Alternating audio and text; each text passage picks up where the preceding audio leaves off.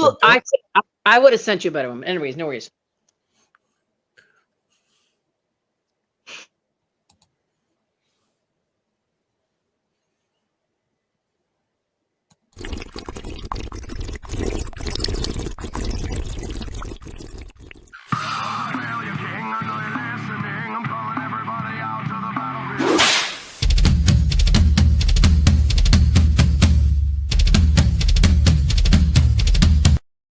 The Dorkening and all affiliated shows are not intended for anyone under the age of 18.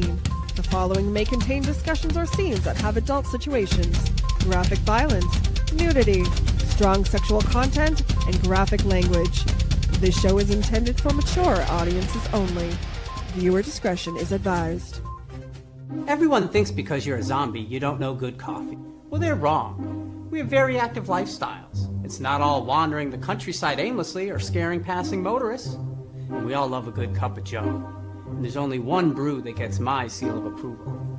Deadly Grounds coffee is my guilty pleasure. Bold, robust, delicious. It's coffee that can wake the dead. With over a dozen different roasts and flavors, Deadly Grounds can satisfy the most finicky of coffee addicts. The aroma is so intoxicating. It brings all of my neighbors out of the woodwork. Deadly Grounds coffee. Coffee to die for and zombie approved. It's good to get a little deadly.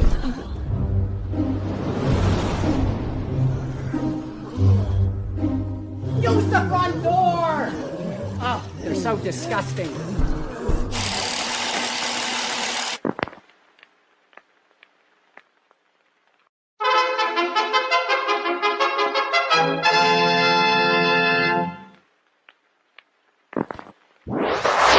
Persons under 18 will not be admitted.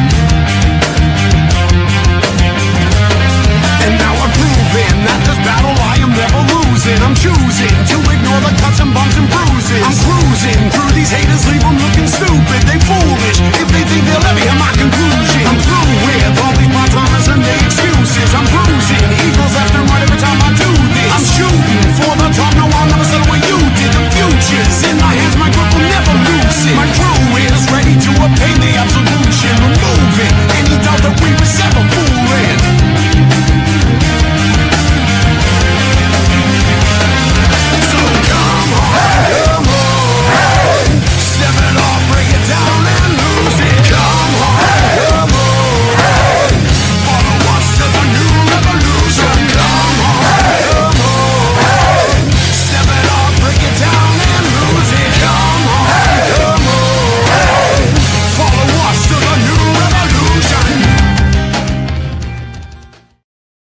What's happening, everybody?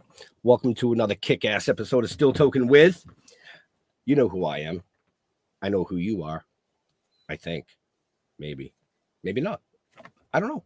But anyway, with that, let's bring in the man who's super sparkly tonight. Super sparkly tonight. How are you, dear boy? I am well, and yourself, sir? You know, every time you ask me how I am, I'm always so happy to be here on the air with you guys that the answer is always great. I can't wait to bring on our co-host and our guest and have some fun. Right. And speaking of the other co-host, the guy that's usually in my mind somewhere. I thought I'd leave that alone. I figured, yeah, I didn't get there was no smart ass comments, no. I was trying to send it to my mind instead of saying something, but I guess I don't have that power anymore. No, you lost. It must be the shirt. Must be. I'm not quite sure, but yeah, I'm excited actually. I didn't know too much about our guest until I started doing some research, and I was quite impressed with me for doing the research. Let's just bring her right in. Let's welcome Jennifer Cihi. Hey guys, hi. I said that Happy right? Wednesday. I did say that correctly, right? You Yeah, did. I did. You did. Okay. You actually said it correctly. I'm actually half impressed. Well, I mean, you have to 50% of the time I'll fuck with the names. Right? You know Hard what I mean? pronunciations. Well, I mean, it's only 4 letters. There was not too many options. I told you it could have been Cihi. Which There's many no- people have called me that before. Or I Cihi. just had Kai-Hai. That's the one they always say. That Kai-Hai? Yeah. That's the Nice. one. So, first thing I want to say is, well, when I was doing my research, I listened to the 4 songs that I could find. You have a fabulous voice. Thank you. Thank you, guys. Absolutely fabulous. I was What- pleasantly surprised. What did you hear the stuff from Sailor Moon or other stuff online? What'd you find? I found there were 2 songs from Sailor Moon, and then there was now you're gonna quiz me. What the hell was Well, the name? you knew she was. Oh, I'll going. be there. I'll be there. That one there, and there was one other one. Yeah, There were maybe 4 of something. them. Yeah, something from maybe City Hunter, and then it's probably the Sailor Moon songs. But Yeah, I was on. yeah. Yeah, there was They other. were, they were on Check- YouTube. There was 4 of them on YouTube, and I know There's- one was from 14 years ago. So I'm just assuming your voice got better or worse. I don't know. No, only better. Rewind and bite your tongue never works. Why, now, well, do you keep your throat lubricated? right now, I'm lubricating it right now. I did it before we started. Right into the dumpster. I am going to apologize in advance. I apologize in advance too. Jennifer, you and I have something in common is we both got started in this business as kids. Yes. I mean, doing the national tour, the LA tour of Annie. Yeah. California. Yeah. LA and San Francisco. Yeah. Mm-hmm. You know, those parts are very hard on those little girls. It's a lot of work. Was it a wonderful experience for you, or was it just a lot of work? No, I didn't think it was work at all. I was so happy to be there. I was only in the show for 6 months because I had a growth spot, and I got too tall for the role because, we were supposed to be, young girls, and our Daddy Warbucks was quite short. So I was 3 months in San Francisco and 3 months in LA. It stayed in LA for a lot longer. Who is your Daddy Warbucks? His name was Keen Curtis, Oh, yes. which he died within the last 10 years, I believe. And he was, a stage actor, did some on-camera stuff as well, but mostly Broadway and, theater. But yeah, he was short. And so I got too tall and started looking too mature a little too quickly. So they had to cut me out. I was so sad. I mean, I loved every second of it. I hear that that's not always every other kid's experience in Annie, though, because there's been multiple tours. And there's also a documentary that has been done about 10 years ago. And I felt like most of the girls that were on the documentary, some of them were like kind of traumatized by the experience. I did not have that at all. I'm glad to hear that. Yeah, I knew all the original girls, being, an actor in New York at the time when Annie opened. And this subject, and we'll keep it just for 1 minute, is hardly ever discussed. Hollywood and film, there are at least some protections for youngsters who are working. If Right. you're doing Broadway or off Broadway, or you're in a touring company, unless you've got good parents, there's no one there really protecting anyone. And some of those girls grew up to be very angry at the experience. Yes, and we were all there together, and we all seemed to be having a good time. That was in 1978, so that's so long ago, and I don't remember anything negative happening. But I have some other friends that were in the show. I think Patricia Patz, you guys did a Yes. recent interview with. Mhm. She was our Annie, and she does have some other memories of it, just because maybe, she was the lead. She was Annie, so a lot more pressure on her for that, of all. So it was just a blast. I mean, it was, if my career ended there, I would have been happy. Thankfully, it didn't end there. But yeah, it was an amazing, like, jump start lily pad to get to go and do many other TV film. I've probably done every part of the business now, I think, in the 5 decades that I've been doing this crazy Right. shit. But actually, you didn't actually start with Annie. You actually started with leading roles in like The Wizard of Oz and Bye Bye Birdie, from what I read. Like that in local community theater, children's theater, yeah. Right. But first professional equity show I did was actually Annie, and I was I think I was in the 6th grade.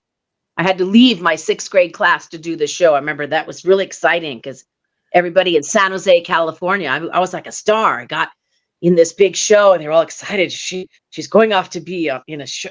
That was a big deal. Right now, that wouldn't be as much of a big deal because there's so much, kids in TV shows and theater and film. But that was a big deal to be from small town San Jose, California, and to get that role. Another girlfriend of mine, her name was Paula Benedetti. She actually got another orphan to be in the show with us because we all went down there to audition in LA from our theater group, because we had this amazing director, John P. Healy, that took like 10 really amazing young girls to go down and do the open call. And 2 of us from San Jose got the roles. So that was pretty amazing when there was like 5,000 girls coming to that open call, little girls. 2 of us came. Theater as a kid once. Hated it. You what? Say that again. I did theater as a kid once. I hated it. Sucked. Oh my gosh. Okay. I loved it. No, I hated it. Every I moment went on into stage. gymnastics instead. Gymnastics. Okay. Yeah, it was a lot more fun. Jennifer, what was your favorite song in that wonderful score? Oh gosh, in Annie, I think maybe the song that Annie sang, "Maybe Far Away." The song "Maybe," but I mean, of course, the best song that we as the orphans did was "Smile," because we had that big dance number and the kick line. We were on the Merv Griffin show with that, and we did this whole cool thing on the Jerry Lewis telethon, because back in the 70s, Annie was such a big deal, and we got a lot of press doing a lot of different really cool shows that unless you're over 45, you wouldn't even know of, Merv Griffin. No one would. And both of those videos are available on YouTube in case you don't know that. Yeah, I know that I have footage of the Merv Griffin show, but it's been a while since I've seen the Jerry Lewis telethon. What a thrill that was. We just crazy. We just were. I was thinking, I thought I won the lotto, the theater lotto for a kid. Every little girl at that time that was in theater or wanted to act or sing or dance knew it's like Wicked now. Think about Wicked. Every girl singer knows every note of Wicked. That was the Wicked of the 70s. That's such a big show now, but everybody wanted to be in that show. So what a thrill and an honor to have started my professional career back in 1978 when the dinosaurs ruled the earth. Hey, I resemble that remark. we all do, my boy. We all do. Ditto. I got to clarify something because I can't stand when people do this. Okay. I was reading that I read that you're an avid skier and swimmer. What kind of skiing? What kind of skiing? Snow skiing. Okay. I want people to clarify whether it's snow skiing or water skiing. Okay. That's very all the time. Really? All the time. That's where you went with that, what you read there? Yes. I read that too, but I want to know, do you still have a passion for poetry? Yes, I'm a big writer, and I'm very into the spoken word, poetry. I'm not writing poems so much, but I'm definitely a writer. I do calligraphy. I write hundreds of cards and notes a year. I've gotten into songwriting. So that's a form of poetry. Yes, for sure. That's where my creativity, even before the singing came out. I think when I did Annie, I would write like my girlfriends back home in San Jose, like little letters, and we journaled in these little journals, Hello Kitty journals, right? And I still have that journal, and sometimes I read those and I'm laughing hysterically out loud at what the heck I was saying. It was so stupid. Today we went to lunch at McDonald's. It's like so dorky, but I wanted to document what my experience was, and now I'm rolling and crying and howling in laughter at how ridiculous it sounds, but it's kind of cool, I guess. All of our friends out there who are watching us or listening have heard you sing. I don't think I can point to anyone who hasn't. Right. For just 2 words. Hot Pockets. Yeah. Everyone has heard that. It's Man, great. woman, and child. Everyone has heard that. Now I want Hot Pockets. Damn it. You want to hear the story, how that kind of came about? That was my next question. Okay, so when I lived in LA, way after I did, Annie, and went back and finished high school and all that, I moved to LA, of course, because I wanted to be in the arts and sing and dance and do all that fun stuff. And I had an agent, and I started doing jingles and got into a lot of recording stuff. I worked for Universal and Disney for many years, on and off with different projects with them too. And I had an audition, and so Hot Pockets, everybody knew what Hot Pockets were, right? The food. I never really ate them, but that was like the food of every college kid, right? Hot Pockets. So I worked for a company called Noisy Neighbors, and that was the production, or the studio of the studio house that they did I did a lot of different projects with them, and it was a buyout. And so they offered me, this was early on in my career, my early 20s. So I was thinking, wow, this sounds pretty good for a day's worth of work, right? It literally ran for 20 years. And I was like, what an idiot. I signed my life away. I did renegotiate. Before I moved to Tennessee, I did another little, they shortened it just to the Hot Pockets. They wanted me to come in. And so, of course, I renegotiated, because all my friends that were big jingle singers that had national commercials, I did do a few nationals for Barbie, Ogilvy and Mather, if you know who that company is, that didn't run like that. I would have had 40 houses off of Hot Pockets. And it's funny because people always think, oh, you're a millionaire many times over. And I'm like, I wish. Yeah, 3 Hot Pockets for life. And it's actually not my favorite sounding jingle that I've sang, but everybody knows it. So anywhere I go, if I sing that or I say that I did that, they think that's so cool. It's funny. Well, it's not bad to have that. I mean, just speaking for Jeffrey Mark, to have had anything where if I would just sing 2 words anywhere in the world, they'd know who I that's just so fucking cool. Right. It was a fun gig, and Jim Gaffigan talked about it in one of his specials for a while. I don't know if you've seen, and he said something funny. My agent had reached out to him a while back and thought, would it be funny to play a funny joke on him? Because he talked about, who's the girl that sings that jingle, right? And it would be so funny. But he did that bit for a while, and then he moved on. And then it became even more famous because he mentioned it in his Netflix special. So I'm like, everybody talk about it. That's fine with me. It's funny. Who knows, where those things are going to go. So I'm grateful. Right. So how many times have you signed a Hot Pockets package at a convention? A few times. I had people dress up as Hot Pockets. And they were so cute. And I thought, oh my gosh, they really love those Hot Pockets. Many people, will bring the box. And I've signed quite a few. And it just makes me giggle. I'm amazed that people, they just know it's such a recognizable jingle. Like you said, no one doesn't know how Pockets. Everybody knows that. So it's played a gazillion times. Gazillion. That's more famous than Where's the Beef? I don't know about that. Maybe I may. Well, Where's the Beef? People don't even remember Where's the Beef anymore. But Hot Pockets is still happening. Yep. Yeah, yep. I mean, just recently they don't even play that tagline anymore because they've changed the commercials now. But it's still online. You can still find the original.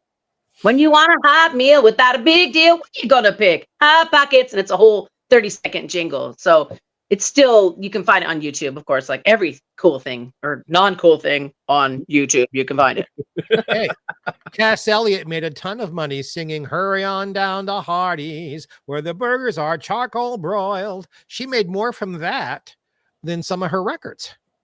Right. Isn't that crazy? Like I did a bunch of Barbie stuff in that same time frame. And some of my residual checks, I was like, wow, I wish all my jingles were like that. But they ran for a much shorter time because they wanted to, to change it up. They didn't want, the audiences to get bored of this same, whatever. But yeah, I know. It's amazing. There's lots of different artists that have sung jingles that, they made hundreds and hundreds of $1,000s off of. Now they don't have those long running jingles anymore. That's a thing of the past. And a lot of them are buyouts or non-union, you know that, right, Jeffrey? Yeah. Unfortunately, that's, kind of. I'm offered non-union work all the time. And I go, nope. Yeah, that's a struggle. I still have a lot of friends that live in LA, and it's like this weird struggle of like being able to work, but I don't know. I'm in SAG and after an equity and all that, but I did go on honorary withdrawal just because I'm not doing a lot of those projects anymore. So if I needed to, I could rejoin. But living in Nashville, it's very different kind of platform over here. I do so much live stuff. Right. Yeah. Right. A lot of live singing. In looking at your background, there's another 2-word thing that I don't hear very much about, and hopefully you can educate us. Tokyo Disney. Ah, okay. Yeah. So Disney, I worked, that was the other big job, or the second big job I got after Annie. Went back to high school, finished that up. And before I moved to LA, I had a friend that did Tokyo Disneyland. So basically, I went to the open call. I was a blonde at the time. They love blondes over there. They did 30 years ago, and they love Americans. So they hired 30 to 40 different Americans to come, each contract, to go to Tokyo Disneyland. And they had many different shows, just like they do at Disney LA. Lots of stage shows. There's the Tomorrowland Terrace band that comes up out of the floor. That's still, I think, at Disney LA, by the way. I was booked on that first. So singing in the like the top 40 band. We were called Hot Tracks. TRAX. It was such a dorky name, Hot Tracks. And so we had a Japanese band, and then there was 2 of us, me and another girl, and we were the frontmen of the band. We did 8 shows a day, 5 days a week. That was great singing training for me. And so I did that for like 8 months, and they had a little cool they called it American Village, and all the other Americans lived together in these kind of cool condos, right? And we had little mopeds, and we wreaked havoc. I was only 19 years old when I went there. Oh my gosh, never am I to be trusted to go to any foreign country without being 21, because I was out of control. Well, did you learn any Japanese? Yeah. No one knows this story. I almost got thrown in jail because I was too drunk in a public place once. Shh, don't tell anybody. No one's listening, right? No, nobody knows. Nobody knows. Just a million or two. It's nobody. So, I mean, Jeffrey keeps bringing up these two words. I'm going to bring up 2 words. Sailor Moon. Yes. A lot of 2 words. You're right. I didn't even think of it that way. 2 words. A lot of 2 words. Sailor Moon. Yes. So anime is such a iconic phenomenon now, as it used to be that just like the gamers and all the people that liked that genre were into anime. Now it's like everybody's into anime. It has really come full circle. Mm-hmm. Grew up on Looney Tunes and Scooby-Doo. Yep. That's probably where we were all watching that stuff, right? Yep. Speed Racer, right? So yeah, I booked that at the same time that I did the Hot Pockets and all that good Disney and all that stuff. So I got the job, auditioned again. My agent called me for this animated series. And when I lived in Tokyo Disneyland, we thought that Japanese anime was so weird and squeaky voices and the big eyes. And it was a little bit like, Risque was kind of young girls with older men. We were like, that's freaky. Okay. So nowadays that would be nothing. But back in the 80s, we thought that was weird. So I got the job, and they hadn't even voiced really the speaking of Sailor Moon and all their scouts. That was in a totally different studio. So I did all the music for that, and was just in someone's home studio for a couple months because there was 3 albums they did for the project, and it hadn't even been released yet. So again, another one kind of signed my life away situation. It was early on in my career trying to build my resume, and it was a good pay, but I should have 5 houses from all the sales of all the stuff. But doing the conventions, that's the silver lining, is getting to do all those really fun conventions. Right. You still do those, right? You still out there on the road? Yeah. As a matter of fact, I just had 3, and I have another one this weekend. So I had 3 in a row. That's unusual that there's been 4 in a row like that, but it just seems like it's just crazy. There's so many anime. Where are you going to be this? Where are you going to be this weekend? Give it a plug. South Bend Anime Fest. South Bend. So, folks, if you're in that area, get off your ass, get off your couch, go see Jennifer. Bring the Hot Pockets with you. Yeah, bring your box of Hot Pockets, or just your own Hot Pocket. I might sign that too. I am so tempted, and I'm not gonna. I was too. I was just like, nope, stop. It is 18 plus, but that's okay. We're being quite good. I think we're not going off the rails yet. No, not yet. Not yet. We have a half a show left to do, honey. Wait. Just hang out and wait a minute here. Right. I'm sure one of the Jeffs will bring us off the rails. What moved you to move you? Why did you leave Southern California for Tennessee?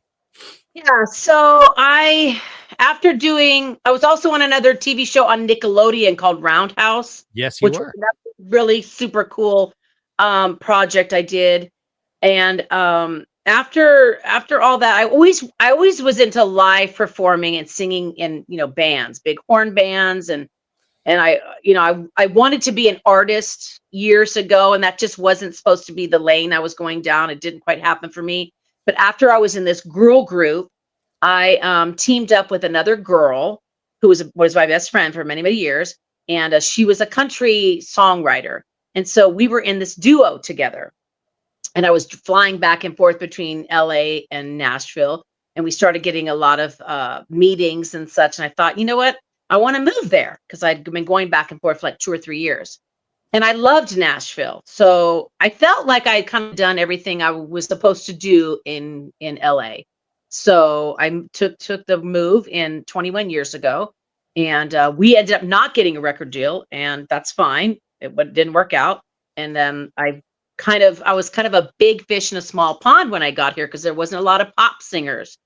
It was all country back then, or bluegrass, right? And right. That really wasn't my lane. I could kind of, in a duo, I could kind of sound like that. And I did a lot of work. I sang on a lot of albums here and did a lot of song demos for people when I first got here. And I just loved it. You can't afford, even 20 years ago, I couldn't afford to buy a house in LA. And so I was like, you can buy a beautiful ranch here for a third of, not now, but back then you could. Right. So I was like, this is the right move for me. So I kind of got plugged into a lot of different cool things at the perfect timing. So, and I never want to go back to LA. I never want to move there. I like to visit, but LA is, LA. Okay. Yeah, that's one way of putting it. I don't know anything about LA. All I've seen is the airport. Wait, now what cities are you guys all in? What cities are y'all in? We're south of Boston, me and Ben. Ben's in Plymouth, Okay. Mass, America's hometown. I'm in Halifax. Gotcha. And I'm in Palm Springs. Palm Springs. Okay, so you know all about LA, Jeff. Reed. Oh gosh, yeah. Well, I moved here for the same reason you moved to Nashville, because it's so much less expensive to live here. Right. And now I couldn't begin to move back to LA. It's so expensive. And you wouldn't want to. I feel like, I talk about this. I do still have quite a few people that live in LA. And we have this conversation all the time. If we were just starting our careers at 20 in the 2025, we wouldn't have the kind of opportunity we had in the 80s and 90s. Like I No. was in LA in that perfect sweet spot. I booked so many cool gigs. My girlfriends did tons of movies. It was cheap to live there. It felt safe. I had really, really good memories of LA. When I go back there now to visit, I'm like, just feels like a different vibration. Everybody, all my voiceover friends live there, like, we all want out, but we can't right now. So I don't know. It's just changed a lot. So I'm so grateful that I had the opportunities I did, back in the 90s, the early 90s. So I didn't move here till like 2002. Yeah. Now, you're a very talented lady, Thank you. and you have a very pretty face Oh, thank you. and a magnificent rack. I was wondering how he was going to get that out. I really was. I was waiting. It's all in the bra. It's just the bra, my friend. It's comedy timing, boys. You have to know when to hold back and when to give. You gotta but know I when know- to show 'em. I know nothing about your personal life. What would you like us to know about your personal life? I mean, children or spouses or girlfriends or boyfriends or Yeah, so I've never been married. Can you believe that? Never been married. I kind of chose not to be married, actually. So I feel like a little bit like Jennifer Coolidge. I've seen her talk about how she's never been married and she doesn't have kids and she feels like her life is so awesome. Like most of all my friends are married with kids. I'm like an aunt ma to all my nieces and nephews. I love being that. But my career was just happening so much that I never slowed down enough. And to tell you the truth, I was a little bit of a man eater. So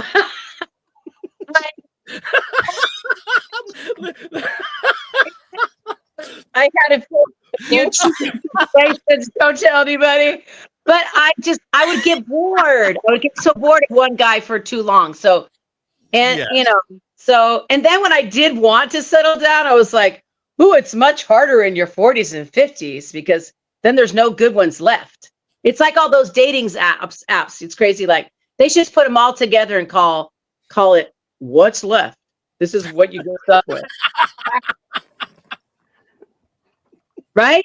So, I never married, no kids, but I have tons of friends and do all kinds of crazy things with my crazy wild girlfriends. But yeah, I just didn't do that. And I'm not regretful at all. I'm not regretful at all that I didn't have kids. It's fine. I don't feel like every woman has to go down that road. I feel like I'm super nurturing with all my nieces and nephews and have sisters with kids and stuff. So I like that I can leave and I don't have to pay for any weddings or college or have them calling me at 3 a.m. and they're like, got a DUI or something. And I have to worry about them. I don't want to worry all that. I'm so glad I don't have to worry. I'm not knocking having kids. It just wasn't for me. That's all. Do you go through a lot of batteries?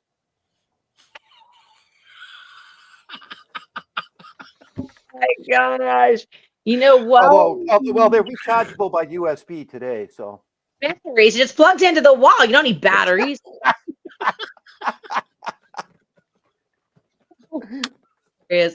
No, I mean, I have some. Oh my God. My life, but not no one I'm really wanting to be with like full time. I like having my own house. They have their own house. It's all good. You like your space. I get bored. So I don't know. If it works out that I meet someone that I just want to be with and we're together but living separately, that sounds good.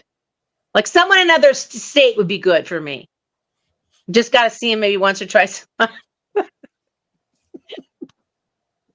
when the batteries wear out. Anyways, we're getting hot, crazy now. Because you don't have to put on makeup for batteries. You don't. No, you do not. And I do have a dog. I have a little doggy. This is my third dog. He's my little companion, and he goes with me lots of places. And he's my third Chihuahua. His name is Leonardo, like the Mutant Ninja Turtles, Leo. And so I love animals. I've had many different types of animals. And so That's fine for me. They don't talk back. They're easy to take care of. They're potty trained, and they're not whining to you too much, What's the strangest pet you've had? I had a goat when I first moved here that lived in my apartment in a crate, a little Oh, mini you- goat. It was You very shouldn't cute. tell people that. Now, nothing was goat? weird. A goat, it was called a pygmy goat with a little horns. Oh, the pygmies. Popular Okay. now. And I'm asking an honest question. Was the goat housebroken? No, but I put it in a crate, but I would walk it on a leash like a dog. When I first moved here, I went to the Tennessee State Fair and I fell in love with these goats. And the cowboy said, "Ma'am, you can buy that goat for $40. You want it?"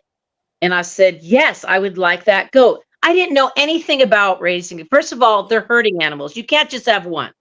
They don't know what to do. It was starving itself. So then I had a friend who had a beautiful piece of property, and I gave the goat to her property, and then it disappeared. And I think a coyote got it. That is not the good part of the story. Oh, I did have chickens that also lived in my bathtub for about 6 months. Little chickens. I didn't realize you had to feed them a lot either, so I had to give them to a farm. Like I think I lived on a farm in another lifetime because I tried to have all these farm animals in apartments, and so I learned my lesson. Just get the dog now. The dog is easy. No one's gonna get. You're not gonna get in trouble having a goat in your apartment in a crate, or chickens that live in your bathtub and stink. Was there? I was about to ask you a question, and I thought, well, it's a good thing she hasn't got children because she wouldn't feed them and she wouldn't walk them, and it'd be fine. Yeah.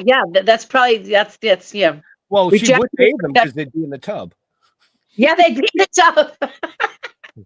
I don't know. I'm crazy. The Tennessee State Fair again. I found the baby chicks for $1 a piece. So I got the grand idea in a box, a little shoe box, and I brought 4 of them home. And they lived in my bathtub for about 6 months. And then my friend said, "Jennifer, those are starting to stink up your house." Because I lived in. It wasn't that it was messy. I cleaned them all the time, but they're not supposed to live in your bathtub of your apartment, right? So No, chickens do not produce cologne. no, they're stinky, and it was horrible. But they were cute when they were babies, little baby chickie, all furry, cute little yellow chicks. And then I could pet them. I would sit and pet them. I know this sounds crazy, y'all. I sound like a crazy loon, but I did get them a good home. They went to a farm, and they lived happy. Well, they're probably gone now, but they lived. They did live happily ever after. Now they live with Purdue. Yeah. I didn't feed them enough, so they didn't get fat enough. No. I was like, just give them a little bit of I went to the Tractor Supply. You guys got Tractor Supply over there? Yes. Yep. I would go to the Tractor Supply and pick up this bag of feed, and I would just give them like this little cute little bowl. They're supposed to peck and eat that food all day long. I learned this way after the fact. I'm crazy. I do crazy things, but I've simmered down now. In my 50s, I've kind of simmered down. I've simmered. If you believe that. I was going to ask you before I made the bad joke about culturally going from Southern California to Tennessee. What was it like for you? And then I heard you say, y'all, she's acclimated. Well, like I said, I went back and forth for many years, 2 or 3 years, 3 years, I think. And so I was already saying y'all before I even moved here. And I think because I visited so much and my girlfriend was from here, I just loved it. I think in some other lifetime, I owned a big farmhouse with a big wraparound porch. I feel more at home here than I did in LA. And I do own a house here on the lake, on a beautiful lake. It's just a cute little ranch style house that I bought for nothing 10 years ago. Thank God. Thank you, Jesus, for that. And you can't get that now. Nashville's like LA now. Like we have horrible traffic. But yeah, I didn't mind it at all. It was like a great adventure. And so I feel like this is my final resting spot. You know what I mean? All righty. So we're going to go back to the whole 2-word things again, because it seems to be the theme tonight. Yeah. So, lipstick and earrings. Oh, yes. Okay. Yeah. That's really odd. I never put all this together. So, Yes, so I want to talk about lipstick and earrings. So I'll tell a cute little story because people seem to be moved by this.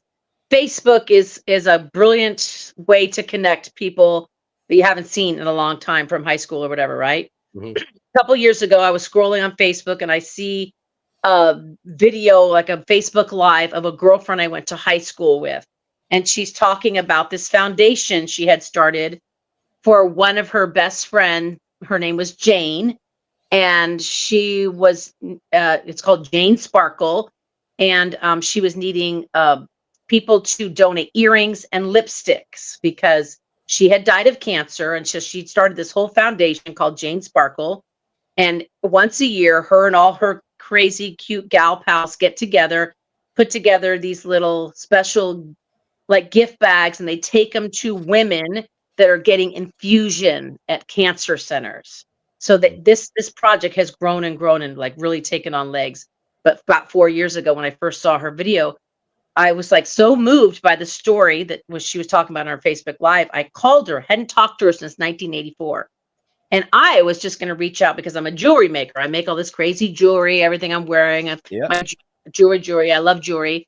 And so I said, let me make some jewelry or earrings to donate for your lipstick and earrings day. And she says, great. And then for some reason, I said, you know what?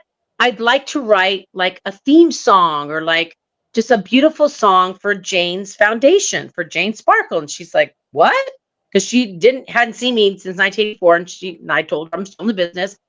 So I don't know what, maybe I'm not really a songwriter by trade, but I thought I want to write a song about it. So anyways, long story short, fast forward, I lassoed a girlfriend of mine that teaches at Berklee School of Music as a songwriter professor who had gone through her own cancer journey and is well and doing great now. Thank you. And so I got her to write the song with me, and it's just really, really, really grown. So this is the CD, Lipstick and Earrings, and this is, I don't know if you can see this, but that's Jane Sparkle, and the information is on the back. But anyways, the song, we wrote it in a half hour in Boston. She lives in Boston. Mhm. That's where Berklee. Yep. Berklee School of Music. Yep. But she lives in Portsmouth, New Hampshire. And so we wrote this song in like a half hour, and it just seemed like everything kind of fell into place because this song was meant to be recorded and made. So I've done a video with it, and really passionate about cancer survivors, celebrating women with cancer. We've all lost someone with cancer. So Lipstick and Earrings is the title of the song. So we got it, recorded. And so we put this QR code in this little card goes into the gift packages every year now, so that the women that get the cool little package, they get to hear that song. And it's a song of hope and just a beautiful ballad. And so I'm really passionate about that. My mom died of cancer. And so I just want us all to, it's the title is Lipstick and Earrings, but it's the chorus says you're beautiful. So no matter if you have no hair or you're going through this horrible, losing weight, and it's just cancer treatment is horrible. Mhm. We all know someone who's gone through that. So Yep. you do not feel yourself. You feel like you lose your beauty. So the song is near and dear to me, and I'm kind of promoting that now, and I'm just proud of it, and I think it's been very helpful. And I just launched it. I just sang at the Frist Museum here. I did a big Sailor Moon event here in March, and we launched the video, and I've launched it on Facebook. And so I don't know what's going to happen with it. If nothing happens, but people just get to hear it and be moved by it and be encouraged by it, that's great. That's awesome. Can our friends out there buy a copy to listen to? Yeah, so so they can. And also where would they go to do that? So they can go to my Insta page, Jennifer Cihi, just Jennifer Cihi, my Instagram page. So, and just for everybody watching or listening to this later on, or even watching it again later on, just check the show notes up above or down below, because all Jennifer's information is there, including her Instagram page. So, buy a copy. Yeah. And also there's a QR code. If you don't want the CD, I'll give the QR code too. So no one has a CD in their car anymore. Most people don't, but I do have a CD copy of it as well. So whatever they want, they can have that. And the money is also on YouTube or anything like that? So I'm working on that right now. That's like a little bit more of a yeah, there's a lot of things that are kind of in the works with the song. So it takes a minute to get that all going, as you know. Yep. Yeah. We just finished it a couple months ago. So yeah. So excited about that, and just want to celebrate people that have dealt with that and encourage people, because it's hard to go through that journey of that. And it's hard to be there while somebody else is going through it. Yes. Yes. And I have a friend right now who's challenged right now with her journey of it. And so I'm with her a lot. And so, yeah, it's just, it'll take it out of you. And you got to be so strong. Bed nails, we all know someone who has either gotten through it or is going to go through it, or we have lost people and they've passed. So changing the subject, if you don't mind, because I'm about to cry. I really don't want to. Can people buy your jewelry? Yes. So Instagram again. I do have a website called Spark and Sparkle, and that's just funny because that was before Jane Sparkle came out. But I make candles and all kinds. I'm a very creative person. I make all kinds of crazy stuff. So Spark and Sparkle is a website that has not gone live yet, but everybody that buys my stuff, you can just go to Instagram, Jennifer Cihi, and say, hey, we want to see some of your stuff. I'm not doing it full time. I think when I slow down from doing the Sailor Moon thing, I'm really going to go more into the whole jewelry thing. I do a lot of custom pieces for people, and I just love vintage. I do all this vintage, like rosary inspired with crosses and some stones and pearls. And grass doesn't grow under my feet. I get bored. So I just learn how to make things. So Instagram. I love the sparkle and I love jewelry. So well, yes. I need to send you some cool stuff. Except I'm Jewish, so you have to leave out the crosses. I know my stuff is crossy. I just love the crosses, but I have all kinds of stuff. So we'll talk, and I'll send you some. Talk because I will happily wear it on a red carpet and say, "Oh, you like this? This is Jennifer Cihi work." Because we got to help each other, right? Yes, we have to encourage and cheerlead and help each other. Yes, 1000%. I'm big into that one for sure. Absolutely. I'm going to reach back into your childhood again. Okay. And the boys kind of know why I'm skirting around this. For those of you, and Jennifer knows too, I lost two dear friends 3 days apart to cancer this week, and my partner died of it 6 years ago. Mm-hmm. And the subject is a little painful for me right now. And then on the show I was on last night for 2 hours talking about Elaine Ballas and Jay North, and Kathy Garver was on, and Kathy hasn't told anyone, but her husband's in stage 4 cancer, and she got like a little nervous breakdown on television last night. It hit her so hard that she couldn't talk. So you need to get this song to the people who are suffering and who need to be lifted by Jennifer's talent. And if I keep doing this, I'm going to start crying. So in your youth, you did one of my favorite shows, Bye Bye Birdie. Were you just one of the kids in Telephone Time, or did you have a larger part? I played Kim McAfee. Oh, you were the star. Okay, gotcha. The female star there. It was children's musical theater. So we had like an adult cast and a kid cast. So yeah, that was probably in 1976 or 75. I was in that show. Because I knew the composers very well. I worked with them because I was a part of Bring Back Birdie on Broadway. And the connection there is very important in my life and my professional life. And my late partner starred in that when he was starting his career in community theater. So it's an important show for Jeffrey Mark. Excellent. It's very different from the movie. People think the whole thing is about Kim because they rewrote the film for Anne Margaret. Right. Yeah, of course. But the show is very different. And I think not that Annie wasn't wonderful in the film. She's a friend. She's wonderful. But as a show, as a story, it's the Broadway version is better. Yeah. Yeah. I mean, like I said, that I was a kid. I was probably like 8 when I did that show. And then of course I loved watching the movie with I adore Anne Margaret. I love everything she puts her finger on. She's brilliant. Yes, she is. She's just so wonderful. But yeah, the show is very different, and there's a lot of different. They don't do in the movie. There's definitely some of the songs aren't in the movie that are in the Broadway show, right? Yeah. So you got to sing One Boy? I did. I did. Gosh, I mean, wow, a million years ago. But that was a really fun. When preparing to be in the music business, of course, I feel like when fans ask me, how what should I do to what's the first thing I need to do to learn about music or singing, whatever, I said, get into musical theater, because that is such a great base, or that everything launches from that, I feel, right? Don't you agree, Jeffrey? Absolutely. Well, anything you can learn.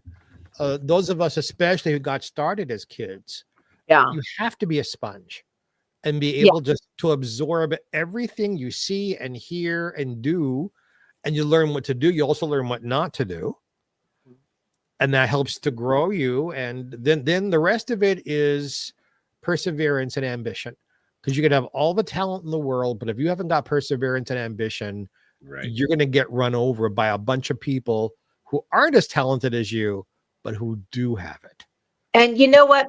Having a good personality and being kind, that is such a deal breaker, I think. If you're easy to work with and you're kind and you make other people laugh, I think that's like the common thread that has helped me all these years, because you can't take yourself too seriously ever. And you're only as good as your next big paycheck, your next big job, right? So you have to take the work seriously. Yes. If you take yourself seriously, you get lost. Correct. And so, yeah, I mean, I worked on Friends years ago, and I was just an extra. My roommate was a stand-in for Jennifer Aniston. So I got to kind of see all parts of the business. And it was really interesting to see some of these big, big actresses. And I thought I was always gravitating towards the ones that were really kind and nice and funny, and not everybody is that way. And sometimes, they have to be kind of protected, and they have to be, I get it. I mean, the business, when you're that kind of fame, like Adele or, Whitney Houston, like everybody wants something from you, right? So that you have to be so grounded, I think, not to get in your own way. I'm just a little baby celebrity compared to some of these people, but I do have a nice resume, and size doesn't matter. I keep telling people that. And I think you're underestimating how big you are. How wide I am. I'm going to grow wider by the second. No, I don't know. It's just, you just can't take it too seriously, and being a fun person to work with and being kind and making friends, that goes a long way. Jeffrey, you probably know all about that. Yes. I can tell you have that kind of persona too, and that kind of. Well, I'm also doing this for 5 decades now, and you can't be a jerk and have a very long career. You just can't. You can have a short, brilliant career that'll fizzle out. Right. But if people don't want to work with you, you don't work. Right. And so it's more fun if you're having fun. Everybody around you's having fun, no matter if you're in the chorus or the star. Right. If you're not having fun, don't do it. Right. We are all of us performers, and all of us writers, and all of us creators. You have, like I have, spent a great deal of time doing things in front of live audiences, and then a great deal of time doing things in studios in a more controlled environment without the people watching. Which one do you enjoy more? Oh gosh, hands down, live performance. I don't like the studio because I feel like I'm so controlled. Like I need to see people and look in their eyes and sing to them. Like that, I'm all about that. Probably because I was raised up doing theater. I need your energy. Yeah. Exactly. Oftentimes I will stop a concert or a nightclub gig, whatever I'm doing, and say, I need your energy, folks. Come on, wake up. Stop, Yeah. have one less drink and look at me because I need you. 1000%. I don't do a ton of studio work anymore, and I don't miss it because I do so much live stuff. And the connect that you make, what makes a great performer is the audience needs to feel that you mean it and that you're authentic, right? And I don't think people are born with that. That is something that can be learned and through life experience of going through ups and downs. And when you sing a song or do a monologue, they have to feel it from you. And when you look them in the eye and you get their smile, or that you see them emotionally, shedding a tear over something, like that sparks our whole being. So yeah, I just, in the studio is okay, but I gotta be out there singing and just being, alive on the stage, alive. While you were saying that, I was thinking to myself, I am never quite as alive as when I'm singing well, hopefully, in front of people, and that energy is going back and forth. I'm never quite that contented anywhere else. 1000%. I get it. I feel you. I understand. There's just, and people, I also coach some kids a lot, and they say, how do you get that? How do you get the authenticity? How do you get that emotion? And I talk a lot about that like people can see a performer that's just singing the lyrics and not feeling the emotion. They see it and they'll feel it if you're not in it, right? So that is a skill that, not everybody has that. No, and I think as a singer, how do you not? I've actually gotten, not slammed, but had friends say, you're so emotional while you're singing. Why are you so emotional? Because the song is meant to convey something. And Message. I'm not going to sing it well unless I'm conveying whatever right the composer's and lyricists' intent right was. And I'm also an actor. I won't walk through a part without feeling what it's about and having the emotions and sharing that with the camera or the audience. The singing is terribly personal. I've been singing a lot this week just to sing my sadness away.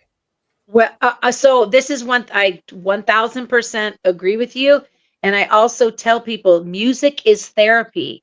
So your grief right now, you're singing through, it's therapy for you. No matter what song it is, maybe you have certain songs you need to choose to like get through that. That is your way of grieving, and that's your therapy. Music changes your mood instantly in whatever direction you need it to be. So that's a wonderful way for you to get it out. I totally understand that. It took me would. It took me, after Joel died, 4 or 5 months before I could sing in public again. Because you're emotional, you would be falling apart, right? Mm-hmm. The first thing I did, I know this is about, I'm sorry, this is Jennifer's time, not mine. The first thing I did after he died was I sang for the Human Rights Council. I told the story of our life together, and I sang I Got Lost in His Arms. And I just barely made it, but the entire audience was crying. And some wonderful man donated $5,000 in his name, which made me very, very happy. Yeah. See that? I don't care what anybody says. If you feel it and your audience feels it, that's what good music is. That's what a good singer is. There's so many artists that I could name. I like their voices, but I'm not moved by their singing. That doesn't mean I don't appreciate their beautiful talent. I need to feel their soul because I'm wired up like that. And you are too, Jeffrey. I feel it. Yeah. Well, I'm a performer. I'm an entertainer. Yeah. And it's my job. It's your job. It's the boys'. Ben and Jeff are. You don't know how extraordinarily talented these two guys are. And we're here to make people happy, to entertain them. What are you laughing at, Ben? You're extraordinary. You know it. Own it. Well, no, I mean, therapy comes in all forms, like you were saying. Like music, and Jeff mentioned. Well, you guys were saying that he's into woodworking. He's actually a master craftsman. He is woodworking. Wonderful. But both Jeff and I are also poetry writers. And that was kind of like a lot of my therapy when I lost my father. and other things that happened in life, and the same with Jeff, to the point where he's actually won 4 Golden Poet Awards, and I've won 3. You Wow. know? So therapy comes in all forms, and we're getting close to time. So I know right now in Jeff's head, he's thinking about another 2-word thing that you're affiliated with, Jennifer, and that's a personal chef. Yep. Yeah. Then you beat me again. Well, I figured you were thinking about dinner because I was looking at the time. You know. So yeah, during COVID, my mom was a chef, a really amazing cook, and during COVID, everything stopped for everybody performing wise, and I had to just figure out how to make some money. Outside of getting a little bit of unemployment, because gig workers, everything stopped.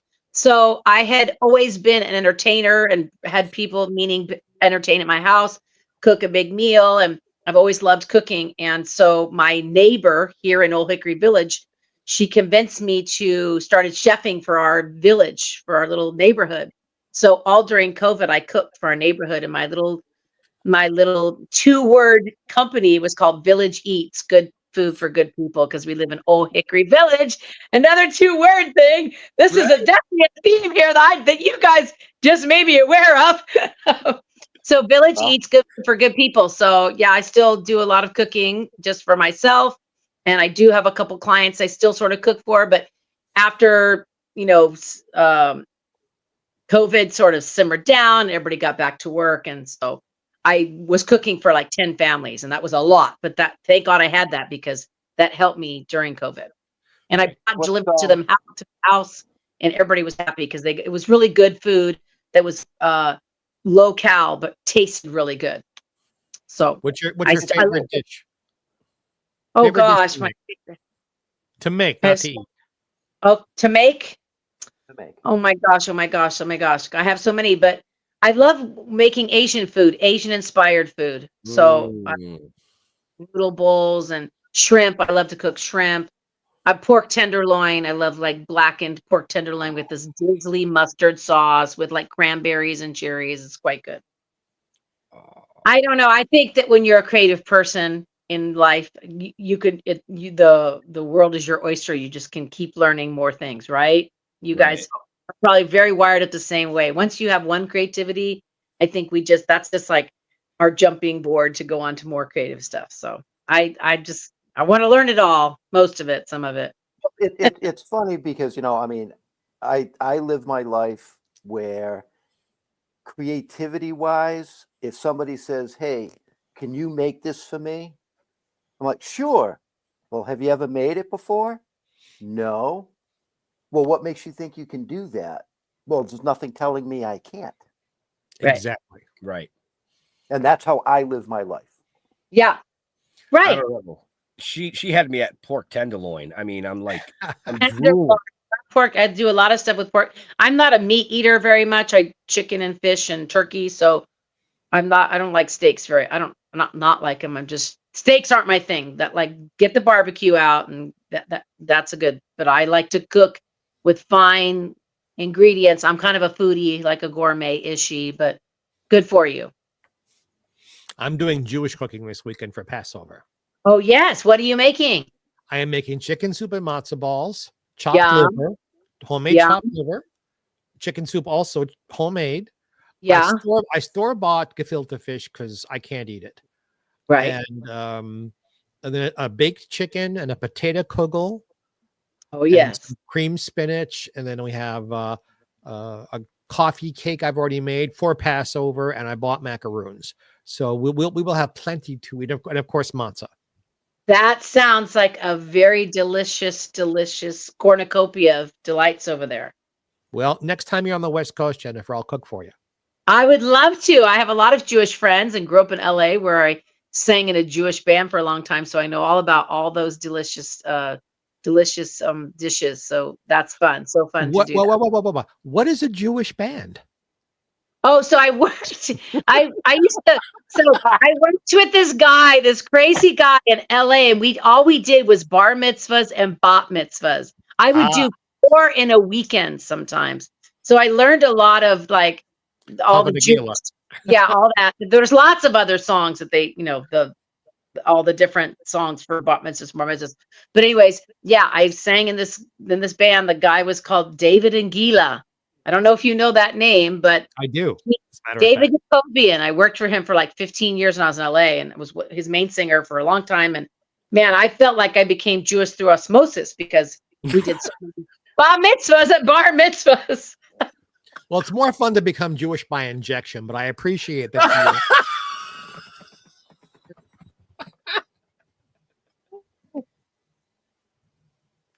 Oh my god! And he's back. Oh boy. It's been a few years, but yes.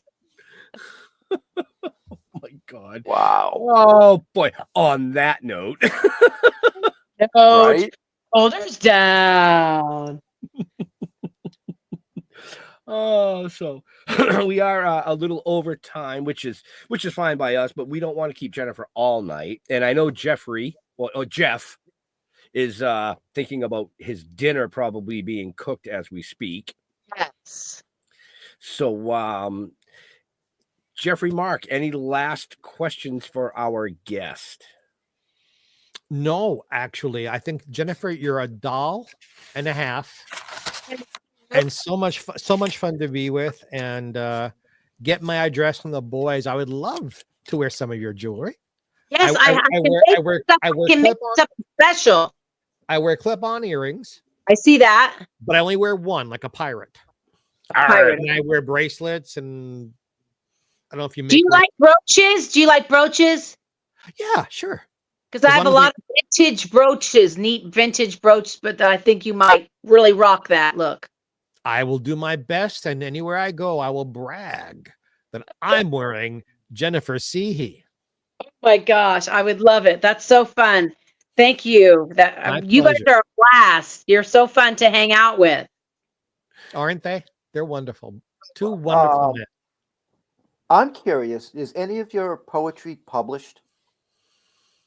No, none of Do my you poetry is. Do you plan on publishing some? Probably not, because I haven't really written any good poetry that I think is good enough to be published. Probably that's probably why. But You more. cut yourself short. Yeah. Well, I'm mostly putting it into a song form now. But yeah, Lyric poetry. That's what I Yeah. call it. Okay. Yeah. But a lot of poets. writing more music, and of course the song "Lipstick and Earrings" is, that's music is labor of love, and I'm a wordsmith. I love interesting words, and so I'm always writing, and so just filling your soul with all that good stuff. I think that's just. I was hoping to be able to read a couple of them. That's all. Oh gosh, yeah, you would be laughing hysterically if you read them. But you can listen to the songs. That's better. Well, Okay. most poets are really critical about their poetry, because a lot of them, like that I wrote, I didn't think were that good, and somebody else sent them in and like they won an award, and I'm like, okay. You guys are like real poets. I'm just singing and doodle. I'm doing some doodles over here. Oh, we love doodles. Doodles. Doodles. That's Doodles. only one word, folks. Two word on this one. So, Jeff, any last questions? I know you must have one. Well, I just asked that one, but I wanted What's the to, you've had a lot of different animals. I did not hear a cat involved in any of those animals. I don't like cats. You don't Nope. like cats. Not a cat person. Really? How come? I don't like that their feet go into a litter box and then they want to jump up on my sink and get into my pots and pans. I don't like that. Okay. Do you let your dog kiss you? Because they lick their balls. No, I don't let him lick. First of all, he's clipped. He doesn't have any balls. So he's not licking his balls. He's fixed. But Lick it is. no, I don't Okay. like them to lick me. I'd love to hug him, but I don't want him licking. I don't take the peanut butter jar and let them my spoon, then I eat it too. I had a friend who did that once. She got worms, so I don't let them eat off my. There's rules here. There are some rules. Okay. Okay. Shit. Okay. Oh God. Ben, do you have a last question? I never have last questions. I just laugh through the whole show and look good. Isn't that my job? 50-50. So, but again, to all our listeners and viewers, make sure you check the show notes up above or down below to get all the information you need for Jennifer and all her amazing things, from her CD to her jewelry to where she's going to be on tour. And that could be for the music or for a convention, you know? Okay. So with that, I'm going to, we'll go to Jennifer first. Where do you like interacting with your fans on the socials? Yeah, so Instagram is my number one. I just got into TikTok, so you can find me on TikTok, and that's basically it. Facebook too, Jennifer Cihi on my Facebook as well. But that's more my personal page. So Instagram is my main thing, and TikTok I just joined, so I'm trying to boost that up. I'm learning about all that stuff. So Instagram, Jennifer Cihi, and TikTok, Jennifer Cihi. Okay, there you go, folks. Blow up the TikTok. Blow it up. Mr. Jeffrey Mark. Yes. Where do you like interacting with your fans? Well, here. And I don't mean on the couch. I don't interact with my fans on my couch unless the money is right. I can be found here every week with you wonderful gentlemen. I can be found every week on Jeffrey Mark Plays Ella, my other podcast where I play her music and on a theme and give you insider stories about how the music was made. Jeffrey Mark on Facebook. There's a Jeffrey Mark Plays Ella group on Facebook. Jeffrey Mark Show Business on Instagram. And I'm always on some other show as a guest or singing someplace or making people laugh. So find me, because I have found you. Yes, you have. Hef. Yeah, don't look me up. You don't want to go there. Just go to stilltoken.com. You'll find everything you need to know about us, or go to Token with the Dead on Facebook. We have Instagram, TikTok. What else we got out there? Twitter. There's a bunch of shit. Twitter. I don't use any of that stuff. Dude, we even got a MySpace. Come on. I know we have a MySpace. Why? Only why not? Because when we launched the novel and comic book series, I literally went to every fucking platform and locked down the name, just so nobody else could have it. Just because I'm a simpleton. So, I do the Facebook. I mean, I have a personal Instagram. I don't even know how to get into it. Seriously, that's where I'm at. I am on TikTok, but I'm one of those scrollers. I just look at the funny videos. That's all I do on TikTok, so I'll be looking up Jennifer, so I can see at least something that people with talent, you know what I mean? Because some of this stuff is out there. It's like, the fucking monkeys running around with bananas and shit, throwing them at people. I mean, it's kind of funny, but chicken, I need some more serious kind of shit, Crazy. Crazy. But in all seriousness, folks, we want to thank Jennifer for taking time out of her busy day to spend some time with us, and hopefully it answered some questions that you didn't know, or maybe you did. And if you did, well, good for you. Thanks for having me. This has been so much fun. I love y'all, and what a wonderful, wonderful thing you're doing here on this show. It's so fun. You guys are also talented and wonderful hosts. Thank you. Well, y'all love her back. So there you go. Right. Oh, somebody just popped in and said, "Say hi for me, Charlie Schlatter." Hey, Charlie. So there's a blast from the past. Charlie's a great guy. Had him on the show. We got to connect, Charlie, because I want to get you on the New Year's Eve episode this year. Yeah. No excuses. I'm telling you way in advance. and Jennifer, he says she's awesome. Oh, he did. I'm sorry. Charlie's crazy. I done some cons with him. He's a blast. He's so funny. Great guy. He is. He's a great guy. With all that, folks, he says you got it. All right, cool. That's it. Everybody has seen it now. He's going to be with us New Year's Eve. So I'll get with you, Charlie, at some point. To all our veterans and first responders, we want to thank you for doing what you do, so people like us can come up here and do what we do. Stay safe. We'll see you next week. We're out of here. Bye, y'all. Bless. Have a happy. Bye. Thank you. So come on.